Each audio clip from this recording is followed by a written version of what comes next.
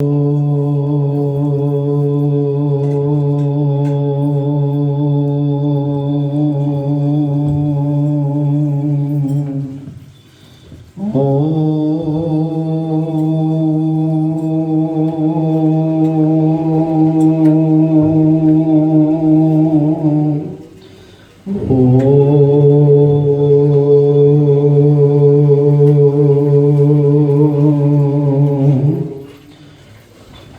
नमो शिवाय। हरि ओम नमो शिवाय। ओम नमो शिवाय।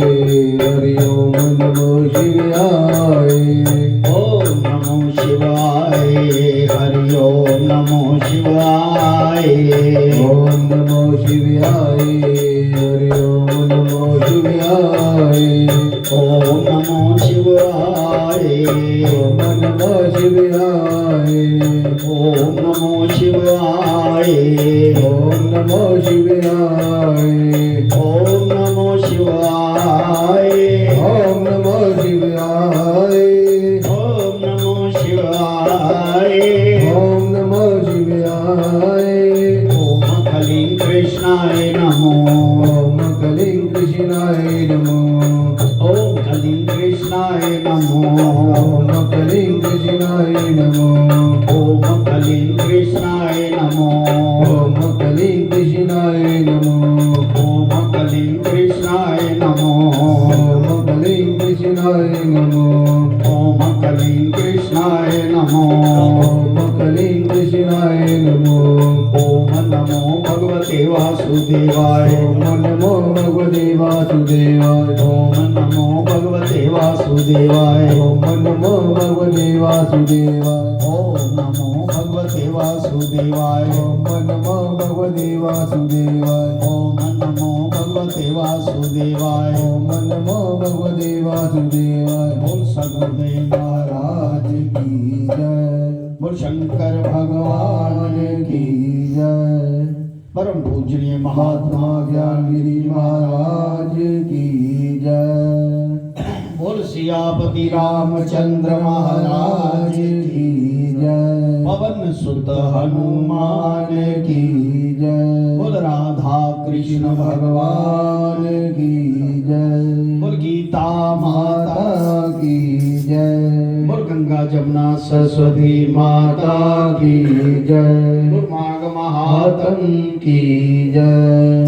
सच्चियां जोता वाली माता तुम्हारी सदा जय। गुरु रूप सत्संग जी, आज 26वां अध्याय है माघ महात्म का। बड़े प्यार से श्रवण करें। गोविंद हरे गोपाल हरे, जय जय प्रभु दीन दयाल हरे। गोविंद हरे गोपाल हरे, जय जय प्रभु दीन दयाल हरे। गोविंद हरे गोपाल हरे, जय जय प्रभु दीन दयाल हरे। गोविंद हरे गोपाल हरे, जय जय प्रभु दीन दयाल हरे। जय जय प्रभु दीन दयाल हरे। जय जय प्रभु दीन दयाल हरे। जय जय प्रभु दीन दयाल हरे। जय जय प्रभु दीन दयाल हरे। जय जय प्रभु दीन दयाल हरे। जय जय प्रभु दीन दयाल हरे। गोविंद हरे गोपाल हरे, जय जय प्रभु दीन दयाल हरे। गोविंद हरे गोपाल हरे, जय जय प्रभु दीन दयाल हरे। गोविंद हरे हरे गोपाल हरे, जय जय प्रभु दीन दयाल हरे। गोविंद हरे गोपाल हरे, जय जय प्रभु दीन दयाल हरे। गोविंद हरे गोपाल हरे, गोविंद हरे गोपाल हरे, गोविंद हरे गोपाल हरे, गोविंद हरे गोपाल हरे। जय जय प्रभु दीन दयाल हरे। जय जय प्रभु दीन दयाल हरे। गोविंद हरे गोपाल हरे, जय जय प्रभु दीन दयाल हरे। गोविंद हरे गोपाल हरे, जय जय प्रभु दीन दयाल हरे। जय जय प्रभु दीन दयाल हरे। जय जय प्रभु दीन दयाल हरे। बोल सतगुरुदेव महाराज की जय। पथिक कहने लगा, हे प्रेत, तुमने सारस के वचन किस प्रकार और क्या सुने थे, सो कृपा करके कहिए। प्रेत कहने लगा कि इस वन में कोहरा नाम की नदी पर्वत से निकलती है। मैं घूमता घूमता उस नदी के किनारे पहुंचा और थकावट दूर करने के लिए वहां पर ठहर गया।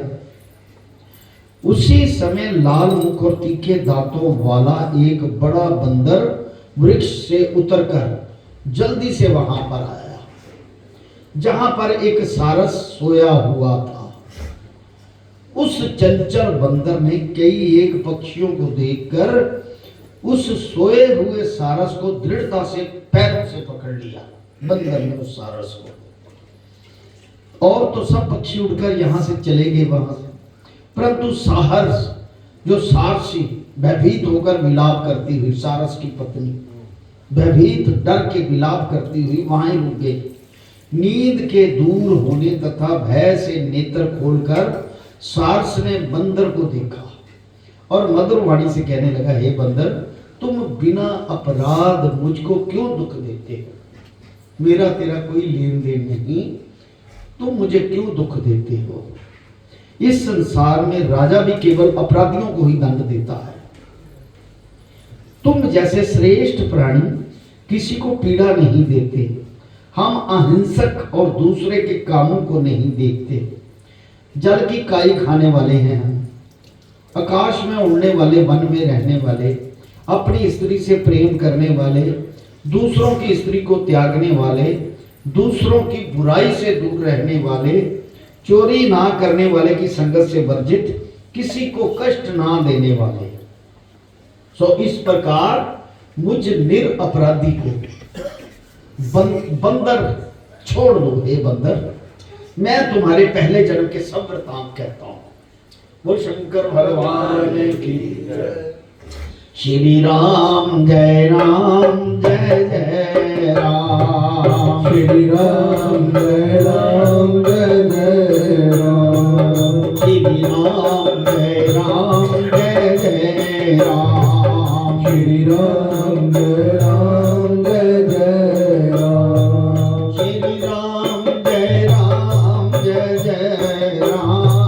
श्री राम जय राम जय जय राम। श्री राम जय राम जय जय राम। श्री राम जय राम जय जय राम। महाराज की जय। ये वचन सुनकर वे बंदर उसको छोड़कर दूर बैठ गया और कहने लगा कि तुम मेरे जन्म के वृतांत को कैसे जानते हो?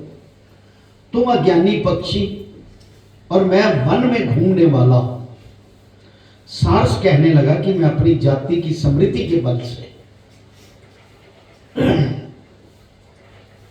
तुम्हारे पूर्व जन्म के विषय में जानता हूं।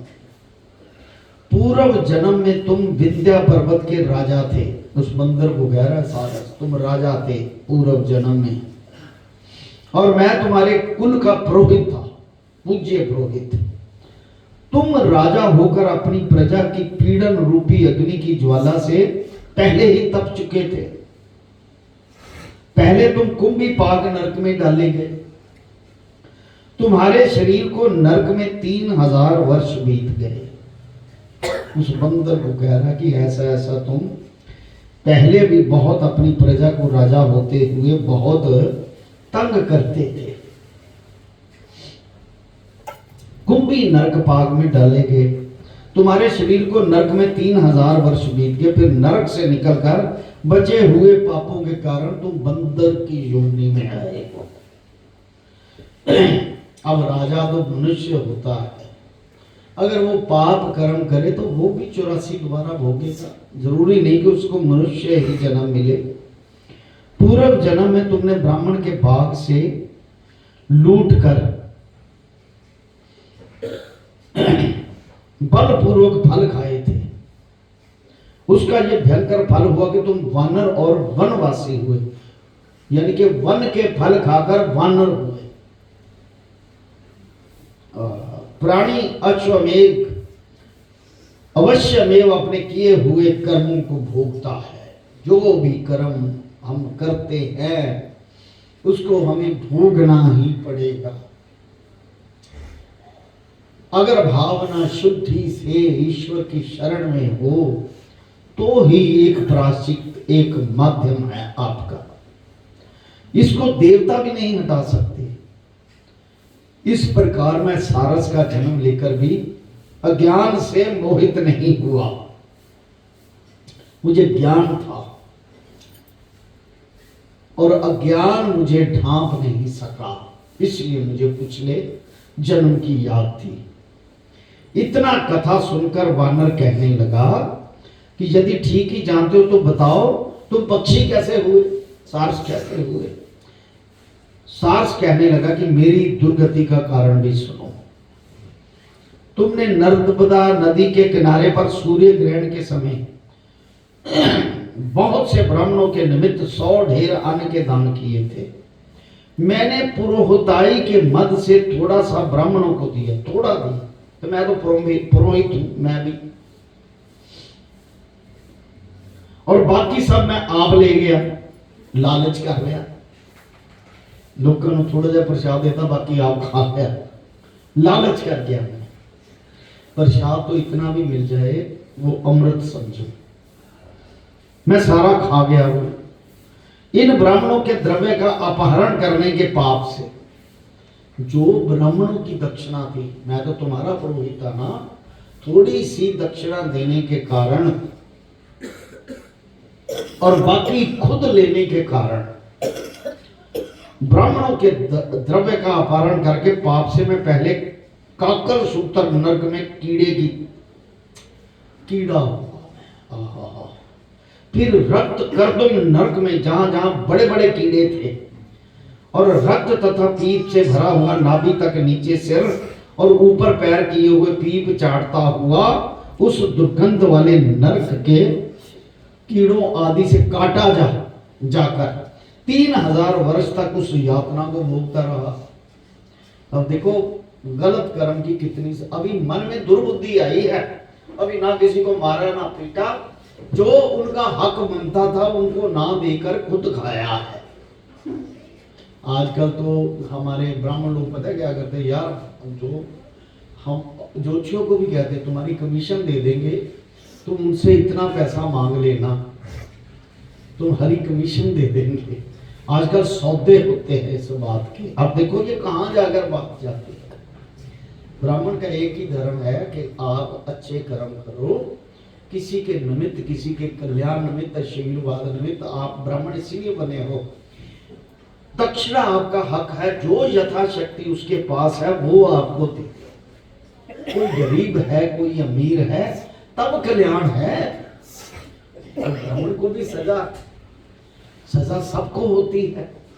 पाप कर्म की सजा सबको होती है, ऐसी कोई बात नहीं।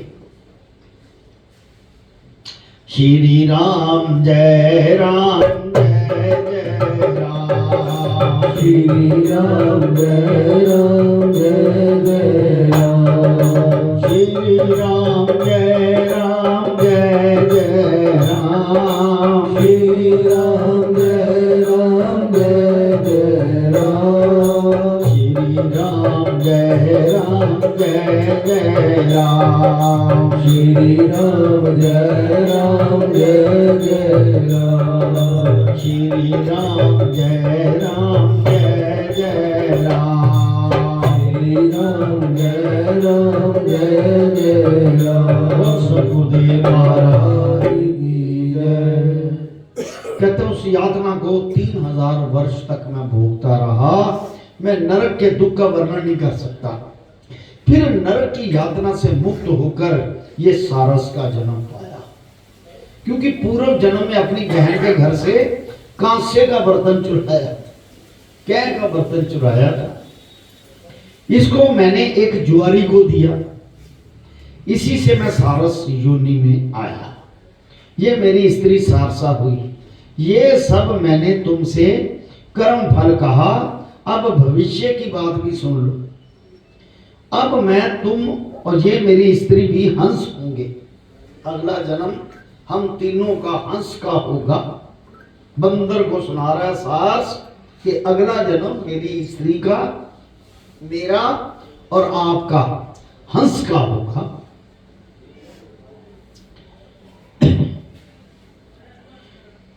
और काम रूप देश में सुख से निवास करेंगे। फिर इसके पश्चात गौ योनि में, फिर जाकर दुर्लभ मनुष्य योनि को प्राप्त होगी। पता है मनुष्य योनि किस किस की होती है? बाद में जब 84 भोगते हैं तो एक एक योनि पीछे, तोता, शेर, हिरण, गौ, ये आखिरी योनियां हैं। इसके बाद मनुष्य की योनि मिलती है, सब कुछ भोग की यातना। इसमें मनुष्य पाप और पुण्य दोनों ही कर सकता है मनुष्य योनि में। इस प्रकार शिव की माया से ये सारा मोह को प्राप्त होता है। ना केवल हम ही परंतु इस संसार के सभी जीव प्रवृत्ति मार्ग में फंसकर अच्छे और बुरे कर्म करते हैं, उनका फल भोगते हैं। यानी कि मनुष्य योनि में आकर अच्छे फल भी और बुरे फल भी जो हम करते हैं वो हमें भोगने हैं। हर ग्रंथ में लिखा है कि जो हम करते हैं, कहते बीजे किकरा मंगे खुरमानियां, 10 होर मूर्खा दिया की ने निशानियां।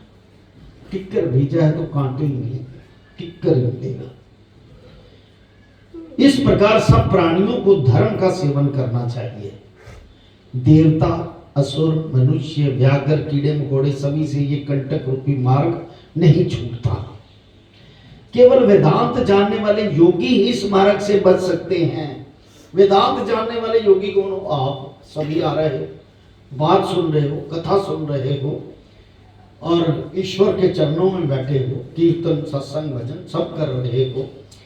आप ही केवल इस संकट से बच सकते हो। यानी कि आपके पाप कर्म नष्ट होकर ईश्वर की शरण में आना, उसके बाद आपको कोई तकलीफ ना होगी जब तक ईश्वर की शरण में रहोगे। बोल शंकर भगवान की जय। इसी कारण से बड़े बड़े महात्मा भी कर्म फल को नहीं टाल सकते। उपाय से तथा बुद्धि से कोई भी इसको नहीं बदल सकता। तुम पहले राजा थे, फिर नरक में गए, अब बंदर की योनि में वन वन में फिरते हो और फिर भी ऐसा ही जन्म पाओगे। ऐसा विचार कर आनंद पूर्वक और धैर्य धैर्य कर विचारते हुए काल की प्रतीक्षा करो। तब वानर ने कहा, पहले जन्म में मैं तुम्हारी पूजा करता था, अब तुमको प्रणाम करता हूं। तुम जाति के स्मरण से, यहां पर जाति शब्द क्या आया है पता है? क्योंकि 84 लाख जीव की क्या जाति है? यहां पर जाति शब्द धर्म को कहा। ईश्वर की क्या जाति है? धर्म। जहां पर इंसानियत है वही ईश्वर की जाति है। धर्म। मेरे पूर्व जन्म के वृतांत को जानते हो, सो आनंद पूर्वक रहो, तुम्हारा कल्याण हो। तुम्हारे वचनों को सुनकर मैं मोह रहित होकर नदी के तट पर बंदर और सारस का स्वाद सुना। तब मुझको बोध हुआ मोह तथा शुभ का नाश हुआ। बोल शंकर भगवान की। श्री राम जय जय राम। श्री राम जय जय राम। श्री राम जय जय राम। श्री राम जय जय राम। श्री राम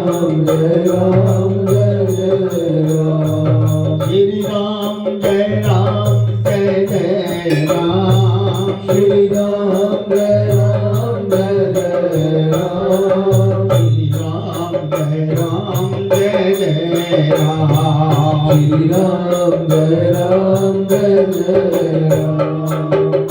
प्रेत कहने लगा, 27वां अध्याय, हे पथिक, मैं इस समय तुम्हारे पास जो गंगा जल है मांगता हूं।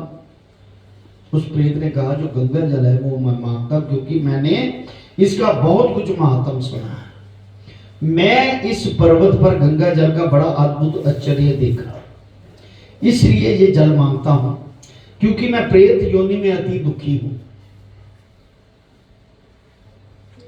एक ब्राह्मण अनधिकारी को यज्ञ कराकर ब्रह्म राक्षस हो गया और वह हमारे साथ 8 वर्ष तक रहा। एक ब्राह्मण अनधिकारी को यज्ञ कराकर, यानी कि जिसका अधिकार नहीं उसको यज्ञ करवाया, अनधिकारी को ब्रह्म राक्षस हुआ उससे नहीं, और वह हमारे साथ 8 वर्ष तक रहा। उसके पुत्र ने उसकी अस्थियों को इकट्ठा करके गंगा में कण कण स्थान में गिरवा दिया। उस समय वह राक्षसत्व त्याग कर सदगति को प्राप्त हुआ। ये मैंने प्रत्यक्ष देखा। इसीलिए सारे ना, देखो गंगा को वरदान है, जो मृतक है उसको हरिद्वार में ले जाकर अस्थियां प्रवाहन करके, ताकि उसको सदगति प्रदान, अगर जन्म भी लेना है कोई तो मनुष्य का जन्म हो, कर्मों के अनुसार बुरा ना, सदगति मिलती है।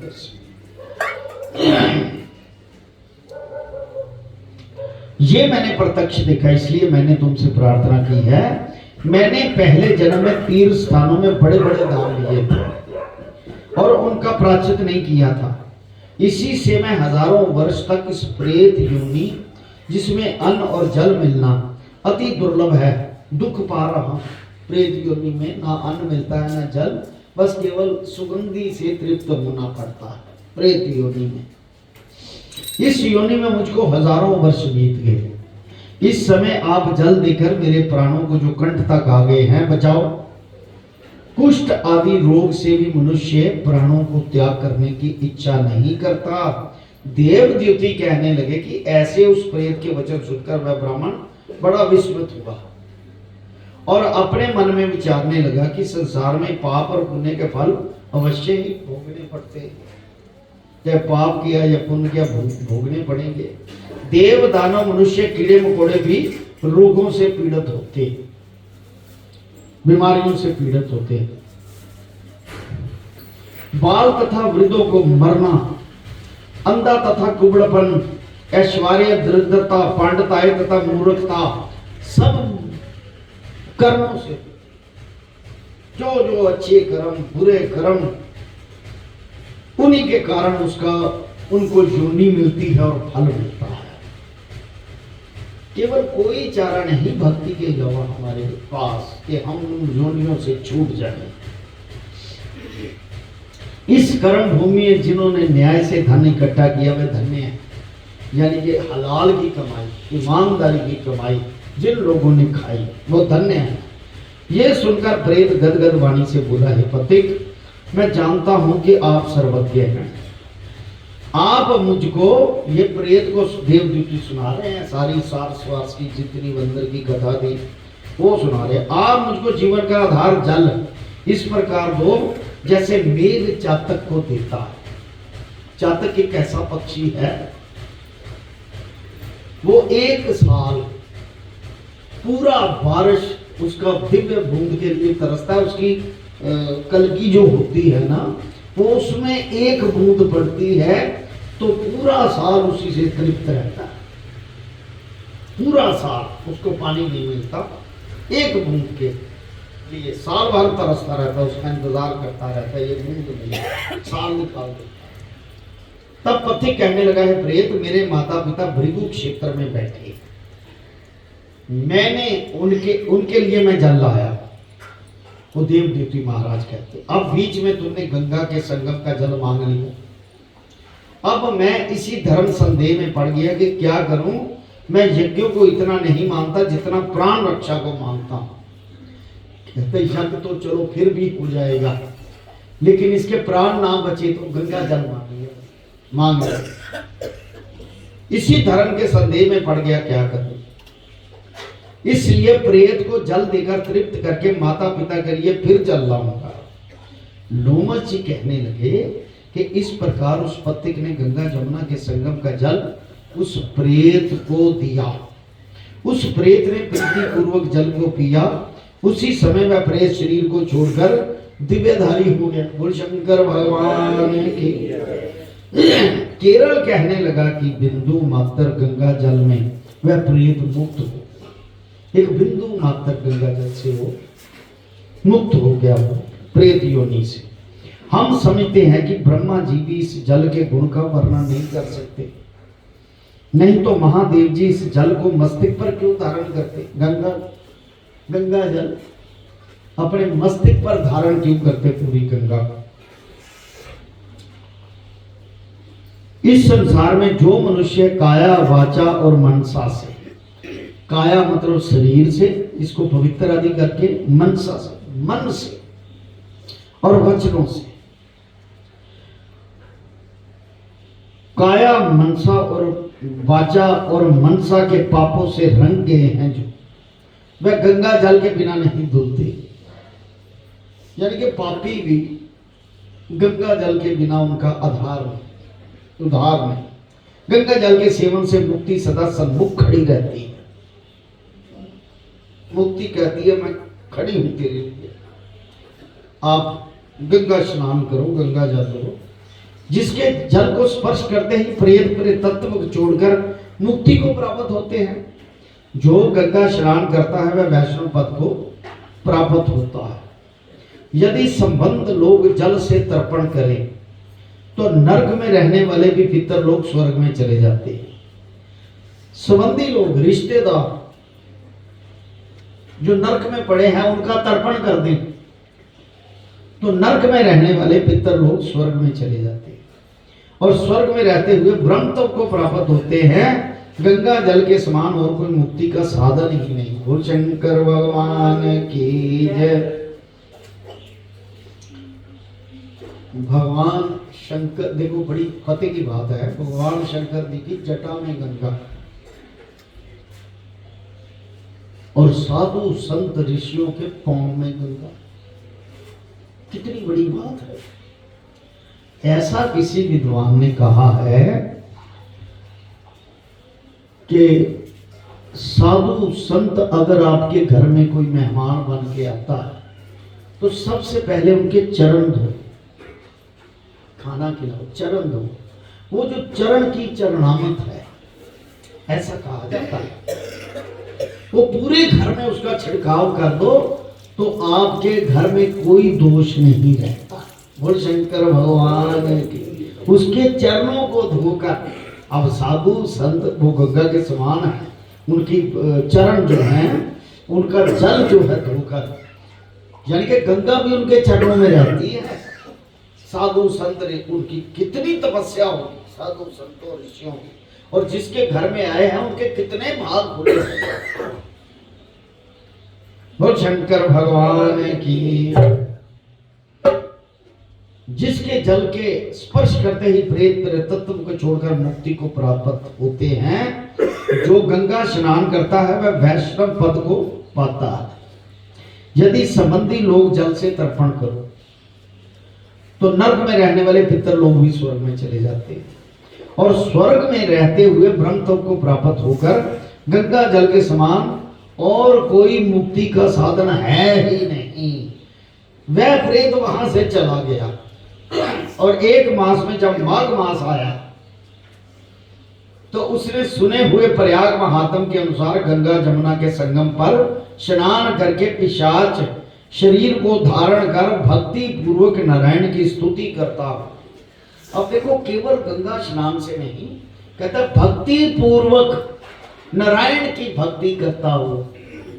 यानी कि आपके मन में वो भाव होना चाहिए कि मेरा मोक्ष हो, तो गंगा मोक्ष दे देती है। कारण ये है उसका, क्योंकि आप धर्म को अपना गए। जो धर्म को अपना गया उसके सारे पाप नष्ट। इसीलिए गुरु जब शब्द देते हैं तो आप धर्म को अपना गए, उस शब्द को ले लिया आपने, वो तभी गुरु कहते तेरे पिछले पाप सारे खत्म। कितनी पते की बात है। माघ मास आया तो उसने सुने हुए प्रयाग महात्म के अनुसार गंगा जमुना में स्नान कर संगम में पिशाच शरीर को धारण कर भक्ति पूर्वक नारायण की स्तुति करता हुआ वह द्रविड़ देश का राजा गंधर्वों से सेवित उत्तम विमान पर बैठकर इंद्रपुरी को गया। सो हे द्विज, ये इतिहास पापों का जल्दी ही नाश करता है, इससे धर्म का ज्ञान होता है। ये पुण्य यश तथा कीर्ति को बढ़ाने वाला है, ज्ञान तथा मोक्ष को देने वाला है। तुम भी सदगति पाने के लिए प्रयाग चलो, वहां पर ऐसा स्नान करें जो देवताओं को भी दुर्लभ होता है। वहां पर शराब से पैदा हुआ पिशाच सब नाश को प्राप्त हो जाएंगे। इस प्रकार लोमस जी के मुख से अमृत में मधुर कथा को सुनकर मानो अमृत पीकर सब प्रसन्न हुए और पाप रूपी समुद्र से पार हुए। उन्हीं के साथ सब लोगों ने दक्षिण दिशा को प्रस्थान किया। बोल शंकर भगवान की जय। सियावर राम जय जय राम, सियावर राम जय जय राम, मेरे प्रभु राम जय जय राम, मेरे प्रभु राम जय जय राम, मेरे श्री राम जय जय राम, मेरे श्री राम जय जय राम। बोल सतगुरुदेव महाराज की जय। आइए 28वां अध्याय करें। वशिष्ठ जी कहने लगे कि हे राजा दिलीप, बहुत से जन समूह सहित अचोद सरोवर में स्नान करके सुख पूर्वक मोक्ष को प्राप्त हुए। जब लोमस जी कहने लगे संसार रूपी इस तीर्थ राजा को सब श्रद्धा पूर्वक देखो, यहाँ पर 33 करोड़ देवी देवता आकर अनंत पूर्वक रहते हैं। ये अक्षय वट है जिसकी जड़ें पताल तक गई हैं, और मार्कंडेय ऋषि परले के समय जिस भगवान के मुख में रहते हैं। मार्कंडेय ऋषि की इतनी दिव्य उम्र है कि परले होने के समय भगवान के मुख में उनका वास होता है, यानी कि चिरंजीवी लगाते हैं। वे भगवान इसी अक्षय वट को आश्रा लेते हैं। यहाँ शिव जी की प्रिय भक्ति भागीरथी है जिसकी सिद्ध लोग सेवा करते हैं। ये गंगा स्वर्ग के हेतु पताका है, इसका जल पीने मात्र से ही मनुष्य मुक्त हो जाता है। हे मुनि, सब प्राणी इस नदी को यमुना से मिली हुई पाते हैं। इसका संगम बड़े पुण्य से प्राप्त होता है। इसके स्नान से जन्म मृत्यु रूपी दावा नल से कोई नहीं पाता, परंतु ज्ञान प्राप्त करके मुक्त हो जाता है। यहाँ पर स्नान करने से सभी प्राणी बिना ज्ञान के भी मुक्त हुए हैं। स्नान करके केवल भावना ही बनाई कि मेरा मोक्ष हो, तब भी मोक्ष हो गया। भावना को साथ रखना, इसलिए ब्रह्मा जी ने यहाँ यज्ञ करने की इच्छा की थी। इसी संगम में भगवान विष्णु ने स्त्री प्राप्त की इच्छा से स्नान करके लक्ष्मी जी को प्राप्त किया। प्रयागराज यहाँ पर त्रिशूलधारी शिव जी ने त्रिपुर दैत्य को मारा था, और प्राचीन काल में उर्वशी, बोल शंकर भगवान की, उर्वशी स्वर्ग से गिरी थी तथा स्वर्ग पाने की इच्छा से यहाँ पर स्नान करने से नहुष कुल के राजा ययाति ने वंशधार पुत्र प्राप्त किया। यहाँ पर इंद्र ने प्राचीन काल में धन की इच्छा से स्नान किया था, इंद्र ने, और माया से कुबेर के सब धन को प्राप्त किया था। और प्राचीन काल में नारायण तथा नर ने हजारों वर्ष तक प्रयाग में निराहार रहकर उत्तम धर्म किया था। देखो, नर और नारायण, जो कि भगवान कृष्ण और अर्जुन हैं, वो अपने पिछले जन्म में नर और नारायण थे। उन्होंने भी प्रयाग में लगातार, कहते हजारों वर्ष तक प्रयाग में निराहार बिना कुछ खाए इतनी भक्ति की, तब अगले जन्म में इकट्ठे हुए थे दोनों, भक्त और भगवान बने थे तब। यहां पर जगार्षव्य सन्यासी ने महादेव जी जैसी शक्ति वाले से विजय पाई थी तथा अणिमा आदि योग के अति दुर्लभ ऐश्वर्य प्राप्त किए थे। इसी क्षेत्र में तपस्या करके श्री भारद्वाज सप्त ऋषियों में शामिल हुए। भारद्वाज जी महाराज, जिन्होंने भी जहां स्नान किया सबको स्वर्ग की प्राप्ति हुई। ये प्रयागराज की बात है, त्रिवेणी संगम की बात है। इसलिए हमारे विचार से तुम त्रिवेणी में स्नान करो, गंगा जमुना सरस्वती। इस स्नान से पहले किए हुए तुम्हारे सब पाप नाश हो जाएंगे और संपूर्ण वैभव को प्राप्त हो जाओगे। ऋषि के इस प्रकार के सत्य वचन सुनकर त्रिवेणी में स्नान करने से सबकी पिशाचता नष्ट होगी। शाप से विमुक्त होकर उन्होंने अपना शरीर धारण कर लिया। वेद निधि ने अपनी संतान को देखकर प्रसन्न चित्त होकर लोमश जी को संतुष्ट किया और कहा, आपके अनुग्रह से ही ये श्राप से विमुक्त हुए। अब आप इन बालकों के योग्य धर्म के। लोमश जी ने कहा, इस युवा कुमार ने वेदों का अध्ययन समाप्त कर लिया है, इसलिए इन कन्याओं के प्रीति पूर्वक कर कमलों को ग्रहण करें। कहा कि ये जो कन्याओं ने इन्हें जकड़ रखा था ना, उनको ये अब ग्रहण कर ले। वेदों को पूर्ण ज्ञान धारण करने के बाद कहा। लोमश जी तथा अपने पिताजी की आज्ञा से इस ब्रह्मचारी ने 5 कन्याओं से विवाह कर दिया। इन कन्याओं के सब मनोरथ पूर्ण हुए। जिसके घर में लिखा हुआ ये महात्म पूजा जाता है, वहां नारायण ही पूजे जाते हैं। पुष्कर तीर्थ में, प्रयाग में, गंगा सागर में, देवालय में, देवालय देव मंदिर, अपने इष्ट का मंदिर, उसमें कुरुक्षेत्र में तथा विशेष करके काशी में इसका पाठ अवश्य करना चाहिए।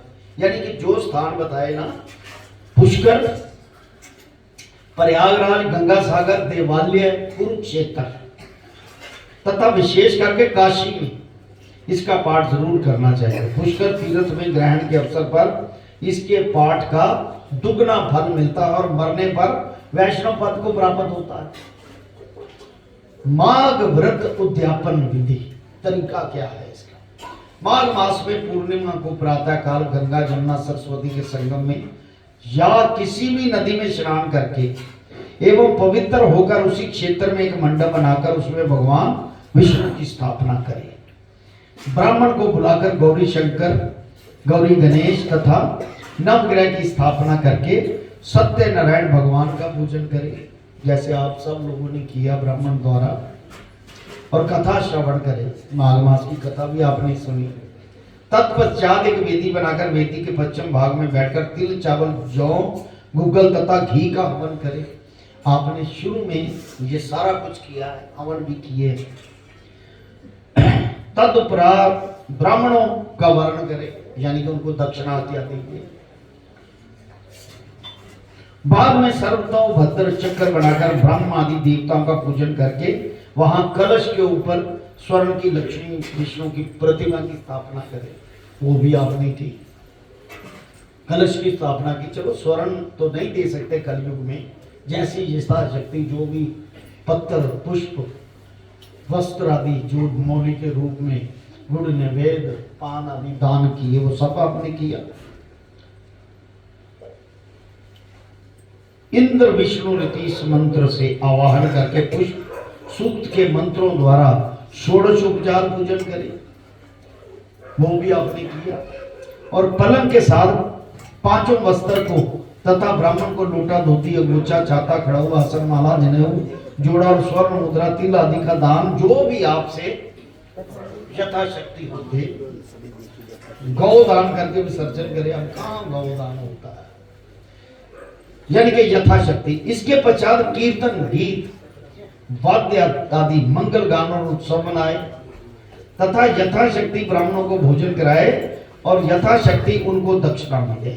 जो मनुष्य यथाशक्ति कहा, ये शब्द ध्यान में रखना, जो मनुष्य माघ मास में इस महात्म को पढ़ता है या सुनता है तथा उपरोक्त रीति से उद्यापन करता है तो इस व्रत व उद्यापन से कुल के 7 जन्मों के किए गए संपूर्ण पाप नष्ट हो जाते हैं। ये अगर मन में कि मेरे कुल जो उनके पाप हैं, वो जितने लोग हैं सबके पाप नष्ट हो जाएं और जो मृतक अवस्था में है उनको सदगति प्रदान हो, ऐसा कह के करें तो सब कुछ सारे पाप नष्ट हो जाते हैं।